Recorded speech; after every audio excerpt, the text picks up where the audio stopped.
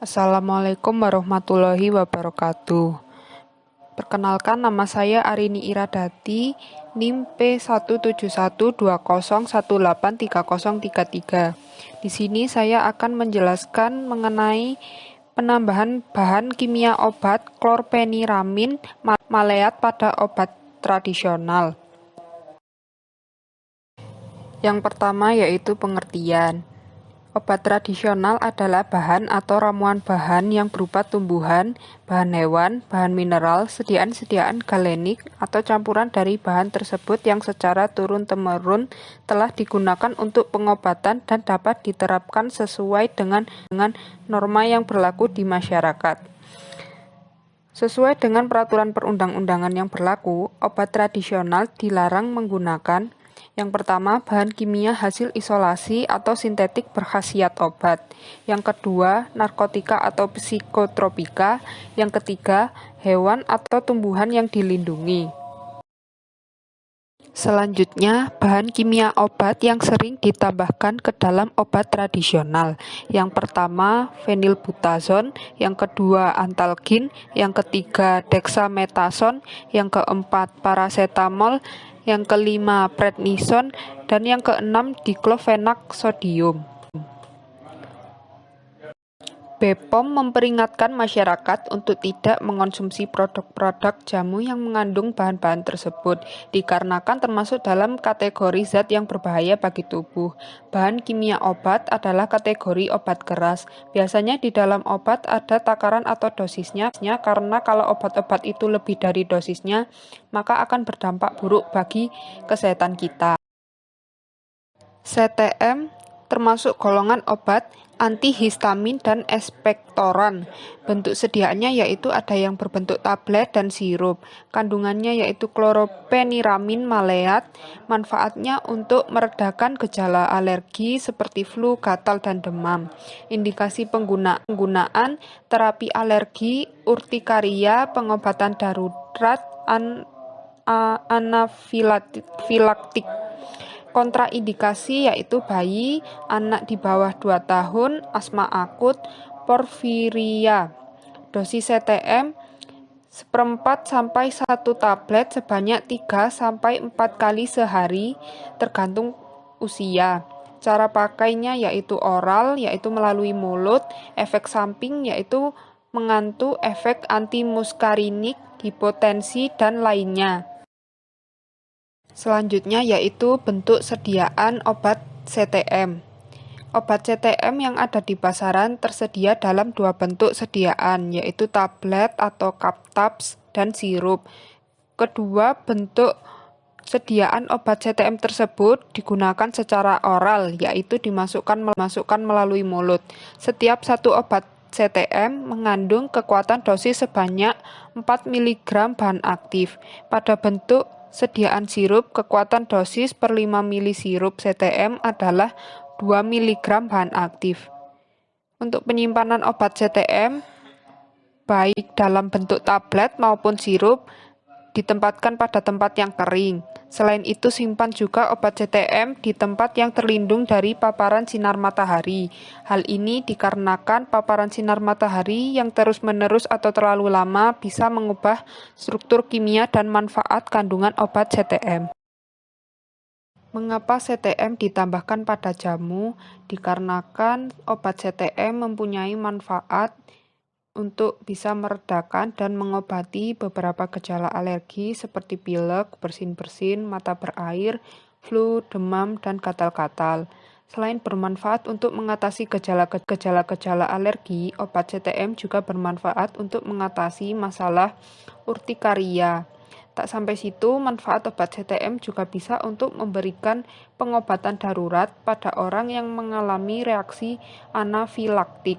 Namun perlu diingat bahwa manfaat CTM tidak bisa untuk mengobati penyebab alergi atau mempercepat pemulihan.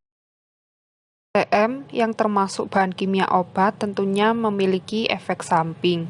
Apabila dalam penggunaannya dosis yang digunakan melebihi dari batas yang telah ditetapkan, maka akan berdampak buruk bagi kesehatan. Efek samping CTM jika digunakan pada orang yang alergi terhadap chlorpheniramine maleat, maka akan menyebabkan efek samping berupa reaksi alergi. Reaksi alergi tersebut ditandai dengan sakit kepala, sakit perut, mual, muntah, ruam, gatal, dan sesak napas. Obat CTM juga bisa menyebabkan rasa kantuk sehingga Anda harus berhati-hati jika ingin menggunakan CTM, terutama jika membawa kendaraan sendiri atau bekerja dengan alat berat. Beberapa efek samping CTM lainnya seperti sedasi, tekanan darah rendah, otot menjadi lemah, sakit kepala, gangguan saluran pencernaan, efek antimuskarinik, tinnitus, dan kelainan darah. Sebaiknya hentikanlah segera penggunaan obat CTM jika mengalami efek samping yang telah disebutkan, dan segeralah pergi ke rumah sakit atau klinik terdekat untuk mendapatkan penanganan segera. Selanjutnya yaitu uji kualitatif obat CTM. Yang pertama, uji organoleptis. Pertama, ambil sedikit bagian dari sampel, letakkan pada objek gelas, amati bentuk, bau, warna, dan rasa. Yang kedua, uji mikroskopis. Diambil sedikit bagian dari sampel, letakkan pada objek gelas, dan tetesi kloral hidrat bila perlu dengan pemanasan. Amati bagian dari penyusun jamu dengan berpedoman pada MMI dan FHI. Pembuatan pembanding allopurinol dan piroksikam sebanyak 20 ml N-butanol ditambah 20 ml amonium hidroksida. Kocok sampai homogen. Lapisan bawah dibuang, kemudian dikocok sampai homogen. Kemudian ditambahkan 50 ml allopurinol, ditambahkan 10 ml natrium hidroksida 0,1 molar dan ditandabataskan air 50 ml. Selanjutnya yaitu uji kromatografi lapis titis. Ditotolkan sampel yang telah dipekatkan pada lempeng silika gel. Ditotolkan bahan kimia obat, baku pembanding atau baku standar pada lempeng yang sama. Masukkan lempeng pada bejana kromatografi yang telah berisi larutan pengembang atau eluen. Amati titik noda pada plat KLT. Titik noda yang telah didapatkan diperiksa di bawah sinar UV gelombang pendek yaitu 254 nanometer. Hitung nilai RF sampel dan nilai RF baku standar bahan kimia. Selanjutnya, uji kuantitatif CTM. Uji ini berdasarkan dari jurnal. Langkah pertama, pembuatan larutan baku CTM pembanding. Ditimbang 10 mg, kemudian dilarutkan dengan 10 ml metanol dengan konsentrasi 1000 ppm. Dari konsentrasi 1000 ppm tersebut dipipet sebanyak 2,5 ml dan dicukupkan hingga 5 ml metanol sehingga diperoleh konsentrasi. Yang kedua, pembuatan larutan sampel jamu A, B, C, D, dan E hasil maserasi masing-masing ditimbang sebanyak 10 mg, kemudian dilarutkan dengan 10 ml etanol 96%, kemudian dipipet sebanyak 1 ml dan dilarutkan dengan 10 ml etanol 96%. Selanjutnya dilakukan penentuan kadar CTM pada sampel.